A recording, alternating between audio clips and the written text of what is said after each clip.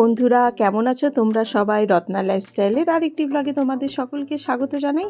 এই দেখো, আমরা আজকে চলে এসেছি শিবরাত্রির মেলা দেখতে। ব্যাঙ্গালোরে এত সুন্দর যে শিবরাত্রির মেলা হয়, আগের বছর তোমাদের সামনে সেই ভিডিওটি তুলে ধরেছিলাম। এবছরও সেই একই রকম ছন্দে আমরা চলে এসেছি শিবরাত্রির মেলা দেখতে। তো দেখো কত ভিড় হয়েছে এখানে। দূর থেকে এই নাগরদোলা দুটো এত সুন্দর লাগছিল, মানে এত সুন্দর সাজানো হয়েছিল যে ভিডিও না করে থাকতে পারলাম না। তো চলো, গাড়ি পার্কিং করিয়ে দিয়েছে হানির বাবা। এই যে হানি, এখানে বেশ কিন্তু ঠান্ডা অনেকটা, ভেতরে যেহেতু, তো ঠান্ডা ঠান্ডা লাগছিল। তো চাদর টাদর সোয়েটার সব কিছু পরে চলে এসেছি, কারণ তোমরা তো জানোই ব্যাঙ্গালোরে এমনিতেই ঠান্ডা। আর এখানে দেখতে পেলাম দেখো প্রচুর খেলার জিনিস, বাচ্চাদের এত জিনিস, মানে কি বলবো বন্ধুরা, একদম ভরে রয়েছে।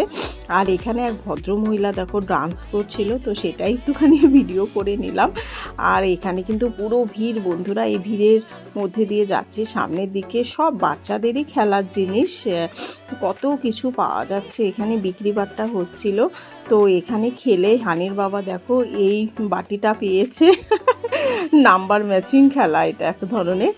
আর এদিক দিয়ে ঘুরলাম, এই সাইডেও রয়েছে দেখো প্রচুর প্রচুর বাচ্চাদের খেলার জিনিস, সব বাচ্চাদের খেলার জিনিসে ভরপুর।